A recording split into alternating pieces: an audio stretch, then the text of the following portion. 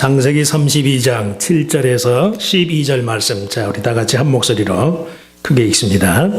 야곱이 심히 두렵고 답답하여 자기와 함께한 종자와 양과 소와 약대를 두 떼로 나누고 가로되 에서가 와서 한 떼를 치면 남은 한 떼는 피하리라 하고, 야곱이 또 가로되 나의 조부 아브라함의 하나님 나의 아버지 이삭의 하나님 여호와여, 주께서 전에 내게 명하시기를 너의 고향 네 족속에게로 돌아가라, 내가 너에게 은혜를 베풀리라 하셨나이다.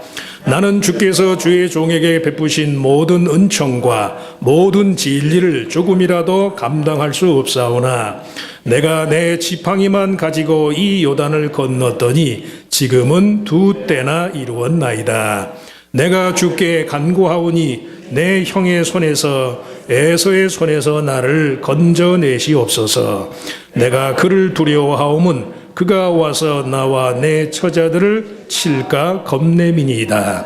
주께서 말씀하시기를 내가 정녕 너에게 은혜를 베풀어 내 씨로 바다에 셀 수 없는 모래와 같이 많게 하리라 하셨나이다. 아멘. 성가대 특성이 있겠습니다.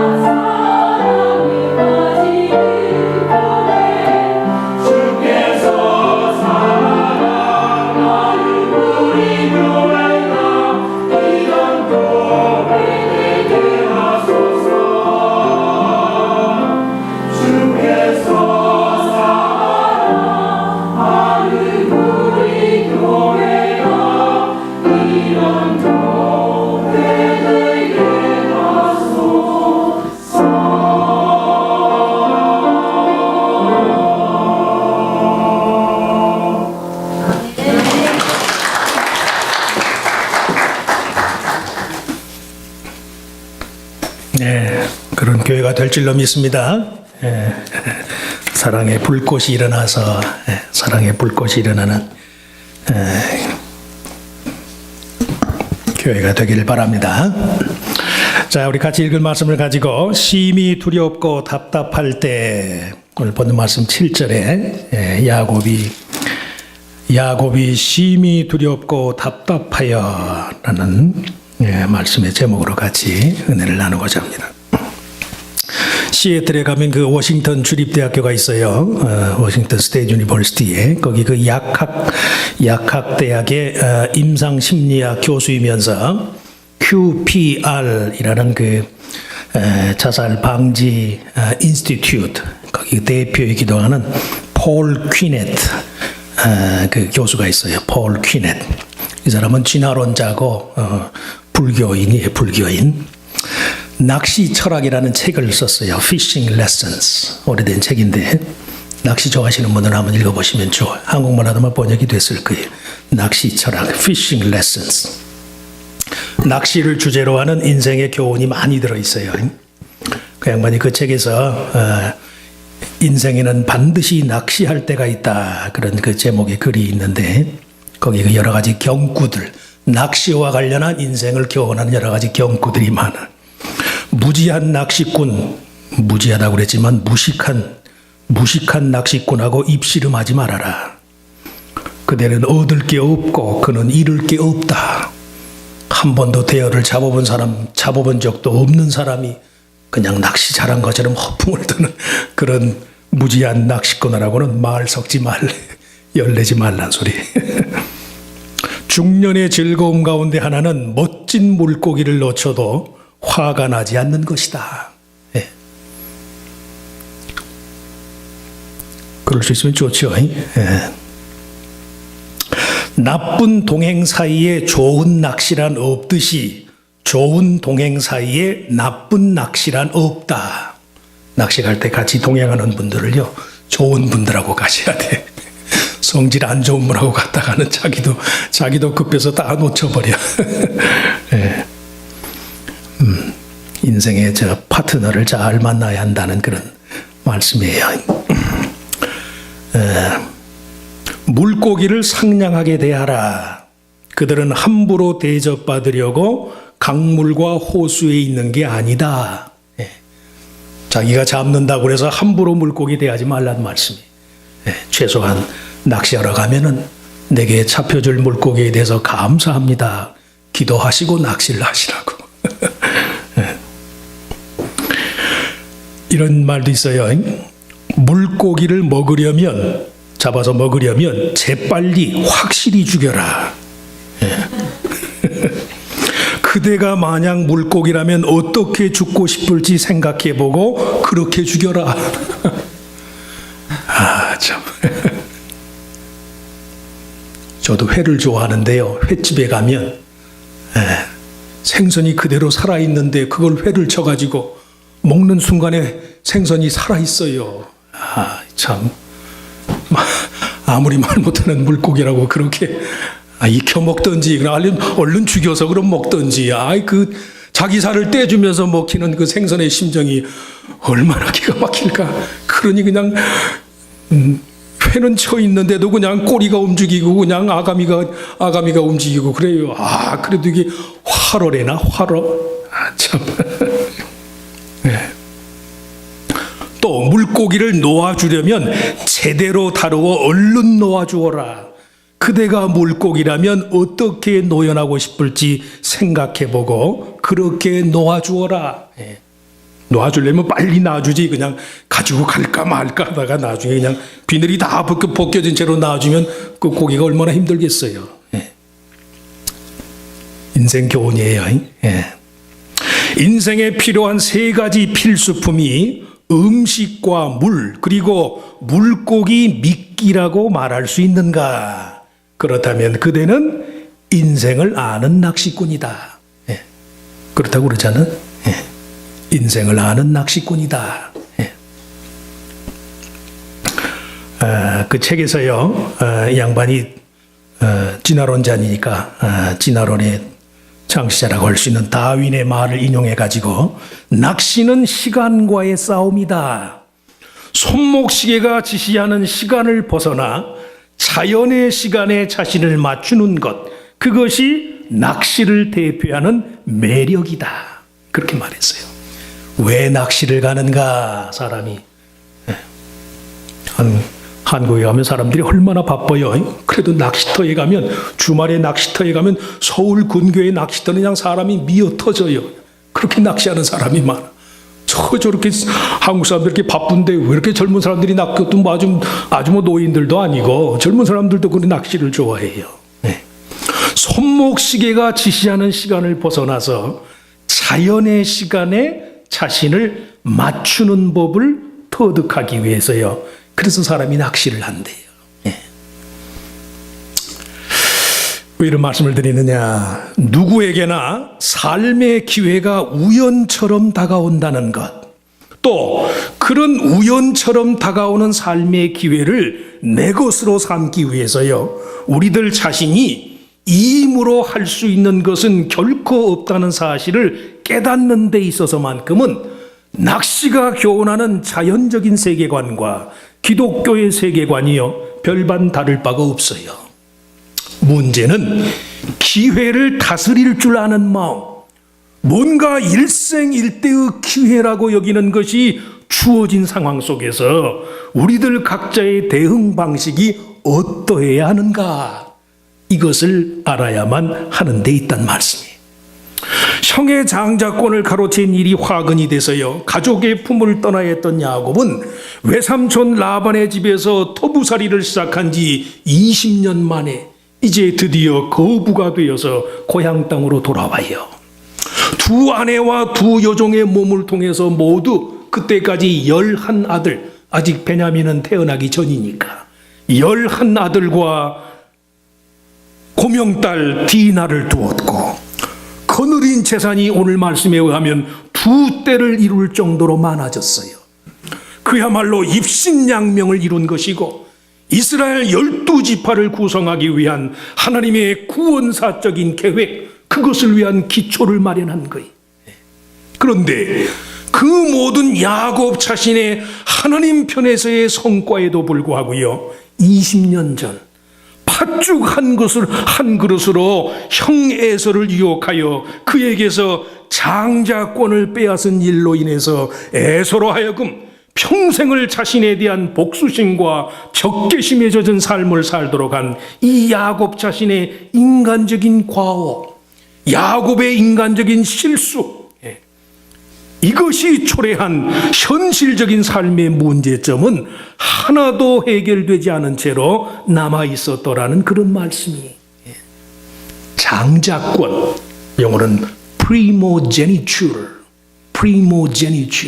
장자권, 그것이 의미하는 영적인 것의 가치가 아무리 소중할지라도요, 형의 의미를 팥죽 한 그릇보다 못한 것으로 취급한 야곱 자신의 무례함, 야곱의 거만함, 이것이 초래한 형제의 상실, 그것에 대한 야곱의 책임은 여전히 그대로였다는 말씀이, 야곱이요 20년이 지나서 깨달은 거예요. 사람이 아무리 영적으로 대단하다 할지라도요, 현실의 의무를 다하지 않으면 그건 영적인 게 아니에요. 믿으시기를 바랍니다. 기독교가 이 점에서 혼돈이 없어야 돼요. 기독교는 영적인 종교가 아니거든. 영이라고 말할 때요, 물론 우리가 한국의 이 샤머니즘적인 토대 위에서 기독교를 받아들였으니까 영적인 것을 무조건 현실적인 것과 반대되는 것으로 취급을 해요. 아니에요. 사람이 영적이다라고 말하는 것은요, 그 사람의 전 인격을 말하는 거예요. 인테그리티, 인테그럴, 전체. 장자권이 아무리 영적인 것이라 할지라도 형의 마음을 아프게 하고요, 형에게 무례함과 형에게 거만함을 부렸던 이 형제애를 상실한 것, 그 동생으로서의 형에 대한 인간적인 책임, 이것은 여전히 풀리지 않은 채로 그대로 남아 있었단 말씀이에요. 현실의 의무감은 확실히 영적인 것보다 우월한 것이고, 영적인 것의 열매와 진수가 바로 현실의 삶의 변화에 있다는 사실을 20년이 지나고 나서야 깨달았어요. 저와 여러분도 그럴 때가 많아요. 당연한 것인데도 그때는 몰라요. 그때는 그 당연한 고마움도 모르고, 당연한 책임도 모르고, 당연한 원리도 몰라요. 한참을 우여곡절을 지난 후에 그것이 그랬구나. 새로운 게 아니에요. 해 아래 새 것이 없다고 그랬잖아요. 새로운 게 아니에요. 내가 미처 알지 못한 거예요. 알려고 하지 않았던 거예요. 야곱 자신의 외삼촌 라반의 집에서의 20년 동안의 인고의 세월이 의미하는 것처럼, 성도가요, 하나님과의 대면을 100번 1000번 이루어도 단 한 번 형제의 얼굴을 진심으로 대하지 못한다면 그는 아직 하나님의 은혜 안에서 온전히 이루지 못하였다는 말씀이. 그 전엔들 야곱이 하나님과의 교제가 없었겠어요? 20년 동안 외삼촌 라반에게 서름을 당하면서 그 서러운 생활을 하나님만을 위로로 삼고 야곱이 견뎌냈는데, 중요한 것은 계속 그렇다고 그러잖아. 계속 하나님의 얼굴을 100번 1000번 대하고 하나님을 대면해서도요, 내가 내 형제의 얼굴을 사랑으로 들여다보지 못하면 아직 우리는 하나님을 못 뵌 거예요. 그것이 바로 믿는 자의 삶이요, 결코 낚시하듯 우연처럼 또는 자연의 법칙에 따라서만 살 수 없는 이유예요. 시간이 해결해 주겠지, 안 그래요. 내가 풀지 않으면 시간이 100년 1000년 흘러도요 그대로예요. 그대로 믿으시기 바랍니다. 먼 주일 아침에 이 목사가 극단적인 얘기를 하나, 극단적인 게 아니에요. 처음부터 그랬다고. 처음부터. 믿는 자의 삶이 낚시하듯 우연의 법칙에 따라서 살 수 없단 말씀이, 시간의 흐름에 맞춰 사는 것이 능사가 아니라고 믿는 이유가 바로 그래서 낚시와 신앙은 달라요. 낚시와 신앙은 다르다고. 하나님의 은혜로 외삼촌 라반의 집에서 20년간의 고난의 세월을 지내고 이제 형에서의 은혜를 구하기 위해서 미리 사자를 보낸 터예요. 형에게서 온 대답이 400명의 군대를 이끌고 자신을 벌하기 위해서 다가오는 중이라는 말씀이, 그 소식에 접한 야곱의 두렵고 답답한 마음이 주는 교훈이 바로 여기에 있어요. 하나님께로부터 받은 온갖 영적인 은혜의 결실이 반드시 인간관계에서의 화해와 일치와 연합을 통해서 나타나야만 하기 때문에 그 일을 이루는 과정에서요, 두렵고 답답한 현실 상황이 필수적이라는 말씀이. 예수 믿으면 물론 우리가 편하지요. 편하자고 예수 믿는 거예요. 그러나 그 믿음으로 말미암은 편안함이라는 것이요, 믿음의 의무를 감당함으로써 편한 거예요. 절로 되어지는 일은 없단 말씀이. 믿음이 정말 믿음만의 문제라면 믿음에 수반되는 구체적인 현실에 대한 책임감으로부터 자유로울 수 있을 거예요. 하지만 그런 식의 믿음은요, 현실적인 구원과는 상관없이 그저 과거에 대한 추억과 회상으로서의 믿음에 불과할 때가 많아요. 하나님은 이스라엘을 위해서 홍해를 가르시고 광야에서 만나와 메추라기를 몰아오시고 불기둥과 구름기둥으로 그 백성을 보호하셨던 그런 좋으신 분, 출애굽의 하나님이 그런 구원자 하나님이라는 사실을 알면서도 오늘 내 삶 속에서요, 그 하나님을 향해서 내 손을 들고 내 삶의 구체적인 변화를 위해서 하늘을 향해서 두 팔을 내미는 일조차 할 수 없는 마음 상태를 의미한다는 말씀이. 웬일인지 모르지만요, 현대를 살아가는 저와 여러분의 신앙이 그런 경우, 그런 유형일 때가 너무도 많아요. 성경은 알고 성경은 자주돼서 하나님이 어떤 일을 행하셨는가에 대한 기억은 많은데 구체적으로 내 삶 속에서 그 하나님이 나를 위해서 역사할 것이라는 사실을 믿지 못할 때가 많다는 말씀이, 이런 말씀을 드리는 제 자신부터 교인들에게 기도하라고, 성도들에게 기도하라고 가르치면서 막상 목사인 제 자신이요 기도 안 할 때가 많아요. 몇몇 남자 집사님들이 아주 이번에 총매자가 돼가지고선요 40일 동안 부활주의를 앞두고 새벽기도 연속으로 할 수 있게 된 게 얼마나 감사한지. 야, 저 양반들이 내가 기도 안 하는 줄 알고 목사한테 좀 기도하는 기회를 주는구나. 몸은 피곤하지만 얼마나 감사하지. 예. 어제는 또 새벽기도 했다고 또 우동까지 끓여주잖아. 이야, 참 이거 우동까지 대접하면서 새벽기도 하는 교회가 어디 있을까? 있으면 나와보라고 그래.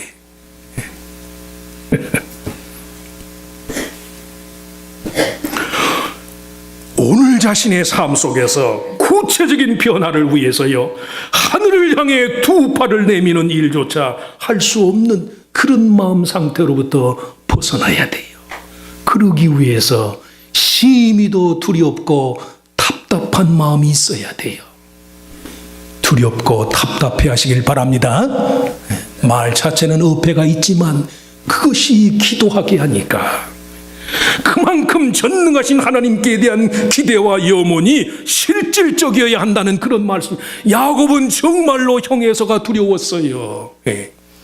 여호와 하나님의 구원사적인 섭리와 언약을 매개로 해서 이스라엘의 족장이 되어야 할 자로 구별과 선택을 받았음에도 불구하고 자신이 형의 마음을 아프게 한 일로 인해서 그 마음이 답답하고요 형 에서의 보응이 두려웠다는 말씀이, 그런 두려움과 답답한 속에서 진실로 여호와 하나님의 구원을 갈망하였다는 말씀이에요. 그래서 야곱의 기도에는요 모든 그리스도인의 참된 기도의 구성 요소가 되는 세 가지의 핵심 요소가 들어있어요. 첫째는 현실적 준비로서의 기도야. 기도가 뭡니까? 내 삶의 현실을 위해서 내가 준비하는 거예요. 자신의 모든 소유를 두 때로 나누고 에서가 와서 한 때를 치면 남은 한 때만이라도 피하게끔 하고자 하는 이 야곱의 현실적인 준비는 오히려 그의 기도가 과연 여러 가지 현실적인 대안 가운데 가장 우월한 것임을 보여줘요. 모든 현실적인 대안을 갖추고 난 후에도 여전히 구해야 할 것이 하나님의 은혜라는 말씀이에요. 소유를 두 때로 나누고 한 때를 치면 한 때만이라도 보존하겠다는 것은요 자기 소유의 절반을 잃어버릴 것을 각오한 거예요. 그러면서도 야곱은 하나님께 기도했단 말씀이 포기한 게 아니에요. 소유의 절반 이상을 희생할 것을 각오하였음에도 불구하고 야곱은 여전히 하나님께 구하였어요. 지혜롭지 못하거나 준비성 없는 사람이 그저 우연과 행운에 의지하는 마음으로 드리는 그런 게 기도가 아니에요. 기도는 인간이 할 수 있는 모든 현실적인 대안에 대한 준비, 그 준비의 최종 과정이 바로 기도야, 기도.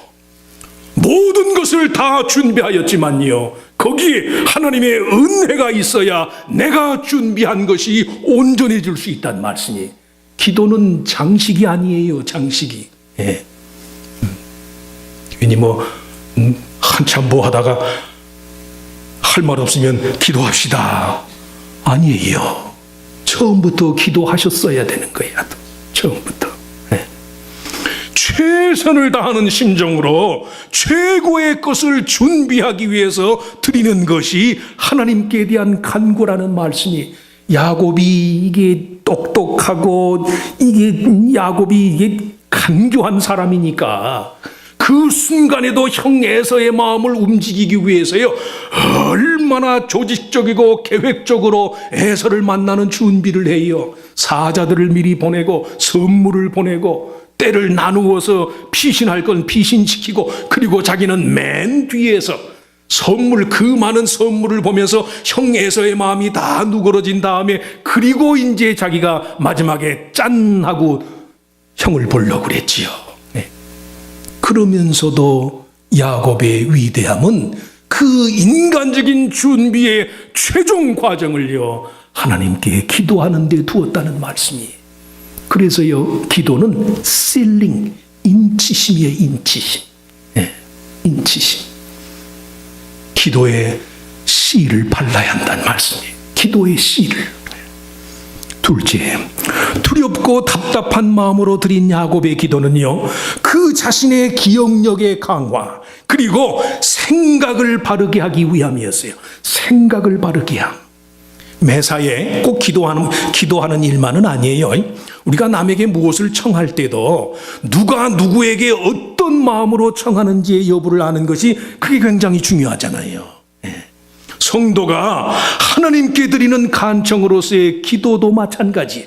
기도하는 나는 누구이고 내 기도를 들으시는 분은 과연 누구이고 그런 어떤 하나님인지에 대한 바른 이해가 있어야만 참된 간청으로서의 기도가 가능하다는 말씀이, 기도하는 자 자신의 생각과 기도의 대상이신 하나님께 대한 우리의 이해가 바르지 않고서는요, 기도가 불가능해요. 오늘 야곱이 하나님의 이름을 가르쳐 칭하기를 나의 조부 아브라함의 하나님, 나의 아버지 이삭의 하나님, 그렇게 불러요. 이 나의 조부 아브라함의 하나님, 나의 아버지 이삭의 하나님이라는 이 야곱의 하나님께 대한 호칭은 종교사적으로 볼 때요, 이스라엘 백성의 가장 태고적인 하나님께 대한 이해, 하나님께 대한 믿음이 family religion, 가족 종교의 차원에 머물러 있을 때의 하나님께 대한 이름이에요. 우리가 하나님을 가리켜서 예수님께서 가르쳐 주신 대로 하나님을 아버지라고 부르는 것은요, 하나님과 우리 사이에 일체 가로막히는 것이 없다는 것을 말해. 여호와 신앙이라는 국가적인 단위의 유일신 신앙의 체계가 형성되기도 전 아브라함과 이삭의 이름으로 칭하던 부족민들의 신, 가족 신앙의 대상이신 하나님께 대한 이해를 내포하고 있다는 그런 말씀이에요. 그래서요, 많은 구약 학자들은 형 에서와의 갈등을 매개로 한 이 야곱의 화해를 위한 기도가 사실은 이스라엘 민족의 하나님께 대한 원체험을 담고 있는 것이다, 그렇게 말을 해요. 하나님께 대한 원체험. 하나님에 대한 이해가 다 제각각이에요. 미국 사람들이 제일 좋아하는 하나님에 대한 이해는 산타클로스적인 이미지라고 해요. 산타클로스. 하나님이 누구요? 대다수의 미국 사람들은요, 산타클로스로 알고 있어요. 산타클로스. 저에게 누가 와서 하나님이 어떤 분이요? 라고 물으시면 어려서 돌아가신 제 어머니 같은 분이요. 제가 하나님의 구원의 확신을 경험할 때요, 하나님이 저에게 제 어머니처럼 다가오셨어요. 제가 일찍이 어머니를 저희가 사춘기 시절, 아주 청소년 시절을 보면서 아주 감성이 예민할 때 어머니의 사랑이 그리웠거든요. 젊은 날의 모든 갈등과 신앙의 문제를 부여잡고 하나님께 간절히 기도할 때요, 그 평생 그리워했던 어머니의 사랑으로 하나님이 내게 다가오시더라고. 모든 허물과 모든 고민을 다 그 가슴에 자식을 위해서 쓸어안는 어머니, 그 어머니로 하나님이 내게 다가오셨어요. 그래서 내가 여성신학을 좋아해요. 하나님에 대한 원체험, 주관도 객관도 체면도 자존심도 내 아집도 고집도 내 주관이 미쳐 서기 전에 내 절대적인 신뢰의 대상이신 그분에 대한 체험이 있어야 돼요. 지난 엊그제 새벽기도 시간에도 말씀드렸잖아요. 부모가 자식에게 줄 수 있는 최고의 유산이 뭐예요? 하나님에 대한 원체험. 부모 자녀 관계를 떠나서 그 부모가 정말로 내가 믿는 하나님께 대한 분열되지 않은 원체험, 그것을 자식에게 줄 수만 있다면요, 부모를 통한 믿음의 계승은 100% 성공을 해요. 100%. 그 부모가 예수 잘 믿는 자식치고 잘 되지 못한 자식을 내가 보질 못했어요. 물론 갈등은 있어요. 갈등은. 그러나 결국 그래서 사실은 장로교인들의 예정이 그래서 나오는 그 예정. 얼마나 얼마나 부모가 자녀에게 줄 수 있는 그 믿음의 영향력이 큰 것인지 그걸 예정이라는 말 외에는 설명할 수가 없어요. 설명할 수가. 내가 믿는 하나님, 정말로 인생의 위기 상황 속에서 그 부모가 간절히 목 놓아 부르던 그 하나님이요, 그게 자녀에게 전달될 수만 있다면, 어차피 부모는 자녀와 평생 살 수는 없잖아요. 제 자식 평생 사는 것 보고 싶지만 그럴 수 있어요? 어차피 부모는 한 세대를 사다 갈 사람이잖아요. 내 자녀가 성장해서 내가 겪는 것과 같은 인생의 문제를 끌어안을 때 내가 믿는 하나님께 청하였던 것처럼 그런 기도와 간구의 대상을 저들이 가질 수만 있다면 이것처럼 귀한 게 어디 있어요? 야곱은 물론 형 에서와의 관계성에서 파생된 것이긴 하지만 20년 동안의 그 많은 방랑의 세월, 희생의 세월에도 불구하고 여전히 풀 수 없었던 일생일대의 문제, 형 에서와의 화해를 청하는 이 문제를 끌어안고 내 할아버지 하나님, 내 아버지 하나님, 나를 도와주시옵소서. 내 조부 아브라함의 하나님, 내 아버지 이삭의 하나님을 불러요. 비록 야곱에게는 공로가 없을지라도 그의 조상 아브라함과 이삭을 통해서 은혜의 연결고리를 확보했단 말씀. 미신적인 요소인 것 같지만은요, 기도를 포함한 모든 종교 행위의 근간에는 은혜의 연결고리라는 게 있어요. The means of grace, 은혜의 수단이 있다고. 은혜의 수단, 인간의 논리를 초월하는 거예요. 어떻게 그 일이 이성적으로 가능할까? 인간의 논리에 들어와 있지 않는 거야. 하나님이 직접 개입하시는 문제예요. 그래서 인생의 위기 상황 속에서요, 부모가 하나님의 이름을 부르면 그 자식이 그 하나님을 찾아요. 그러실 수 있길 바랍니다. 부모를 통해서 신적 은혜의 통로를 확보한 자는 반드시 은혜 받은 자로서의 삶을 살게 된다는 말씀이에요. 야곱이 뭐라고 그래요? 하나님이 나에게 은혜 주시지 않았습니까? 9절 말씀에 나의 조부 아브라함의 하나님, 나의 아버지 이삭의 하나님 여호와여, 주께서 전에 내게 명하시기를 네 고향 네 족속에게로 돌아가라, 내가 너에게 은혜를 베풀리라 하셨나이다. 내게는 공로가 없지만 내 할아버지, 내 아버지, 내 부모의 공로, 내 부모의 의로움을 보시고 내가 하나님께 은혜 받게 될 줄 믿습니다. 이런 고백이에요. 성도는, 물론 모든 성도는 부모의 그것보다 더한 그리스도의 죽음과 부활, 그리고 재림의 약속을 매개로 해서 영원한 은혜의 수단을 확보한 사람들이에요. 그래서 모든 기독교인들의 기도는 반드시 예수의 이름으로 하는 거예요. 마지막으로 야곱의 기도는 형 에서의 손으로부터의 현실적인 구원에 대한 갈망을 담고 있어요. 오늘 12절 말씀에 내가 주께 간구하오니 내 형의 손에서, 에서의 손에서 나를 건져내시옵소서. 이 건져낸다는 말씀은요, snatch away, 낚아채는 거예요. 낚아챈다.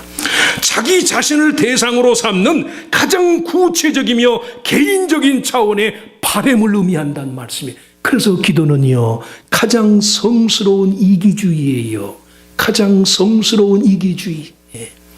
기도하는 동안만큼은요, 사람이 이기주의자가 되는 것을 하나님이 용납해요. 왜? 그게 성스러운 것이니까. 하나님께 청하는 것이니까. 그만큼 하나님의 구원하심에 대한 최고조의 기대와 신뢰를 내포한다는 말씀이에요. 그만큼 모든 것이 믿음의 현실성을 유지하기 위한 바람 때문에 야곱 스스로 고향 땅으로 돌아가야 한다는 하나님의 명령을 도외시하였더라면 굳이 20년의 세월이 지나고 난 후 자신의 목숨을 노리는 에서와의 화해를 위한 갈망, 그것이 초래하는 두렵고 답답한 현실을 맞닥뜨릴 필요도 없었을 거예요. 모든 것은 하나님의 뜻을 따라 자신의 이름으로 이스라엘 나라를 세우기 위한 계획을 이루기 위함이었고, 내 식으로가 아닌 하나님의 뜻에 따른 삶의 열매를 얻기 위함이었다는 그런 말씀이. 그래서 처음 말씀드린 것처럼요, 낚시와 신앙은 달라요. 낚시와 신앙이 다른 것은, 낚시는 우리로 하여금 우연과 자연의 시간표를 따르도록 하는 것이지만, 믿음은 하나님에 의해서 정해진 시간표를 따르는 데 있다는 그런 말씀이, 우연히 가져다주는 삶의 기회로서의 열매가 아니라 하나님의 뜻을 따라서 사는 삶을 통해서 맺는 열매가 더 확실하고, 그것이 무엇보다도 예측 가능한 것이기 때문에, 그래서요, 두렵고 답답할수록 물고기가 낚싯대를 물어주기를 기다리는 건 말고, 우리들 스스로 하나님의 말씀을 물고 하나님의 은혜에 물리는 자가 되어야 한다는 그런 말씀이, 기도가 뭐예요? 낚시꾼이 생각하기에는 고기가 그저 우연히 내 낚싯대를 물었으려니, 믿는 자의 삶은 그게 아니에요. 내 인생의 고난과 수고, 두렵고 답답한 현실이요, 열매를 추구하지 않는 사람이라면 그럴 필요가 없지. 나는 내 식으로 살다 그저 체면 유지, 그저 신앙의 명분만, 교인이라는 명분만 갖고 살다가 그렇게 가겠습니다 하면 상관없지요. 그러나 정말로 내가 믿는 것이 내 삶을 통해서 구체적인 열매로 나타나고, 나는 모르지만 내 자식만이라도 내가 삶의 위기 속에서 찾았던 하나님이, 내 자식도 그때 그들의 삶의 위기에서 저들이 내가 불렀던 그 하나님을 부르는 그런 삶을 살기를 원한다면, 인생의 두려움과 답답함의 통로를 지나야 한다는 말씀이, 위기 상황 속에서요, 마치 고기가 낚싯바늘에 물리는 것처럼 내 삶이, 우리가요, 하나님의 은혜에 물려야 돼요. 하나님께 물리실 수 있길 바랍니다. 하나님의 은혜에 물려야 된다고. 하나님이, 고기는 우연히 다가올지 모르지만요, 은혜는 두렵고 답답한 현실을 통해서 주어져요. 기도야, 기도. 기도를 통해서 인생의 참된 추수꾼 되시는 하나님의 낚싯대에, 하나님의 손에 물리시기를 주의 이름으로 축원합니다. 축원합니다. 하나님, 그렇습니다. 믿는 자로서의 삶의 열매가 필요합니다. 그저 이런 식으로 술에 물 탄 듯, 물에 술 탄 듯 하는 삶이 되지 말고, 뭔가 신앙의 열매가 있어야 할 터인데, 내가 지금 하나님께 대한 믿음이 그저 이런 식이면 내 자녀들의 믿음이 또한 그렇게 될 수밖에 없으리라고 믿습니다. 내가 정말로 삶 속에서 하나님의 은혜의 열매를 이루고자 하는 열심이 없다면 내 삶은 그저 평생 이대로 그저 유지되고 말 것입니다. 믿음의 실체를 보게 하여 주시옵소서. 하나님께 드리는 진심 어린 기도를 통해서 하나님이 얼마나 큰 일을 행하실 수 있는지, 하나님이 하시는 일에 대한 눈을 뜨게 하시고, 서로 신앙의 열매를 맺어가는 삶 속에서 두렵고 답답한 일이 있을지라도, 이때가 내가 하나님의 은혜의 법에 매이는 때로구나, 이런 믿음으로 하나님께 청하고 의지하고 주의 이름을 부르는 주의 백성들이 되게 하여 주시옵소서. 누구든지 주의 이름을 부르는 자는 구원을 얻으리로다. 하나님의 구원이 오늘 내 삶 속에 현실로 역사하고 현실로 열매를 맺는 풍성한 삶이 되게 하시기를 바라고 감사하며 우리 주님 예수 그리스도 이름으로 간절히 기도하옵나이다. 아멘. 자리에서 일어나셔서 주기도문 송가로 예배를 마칩니다.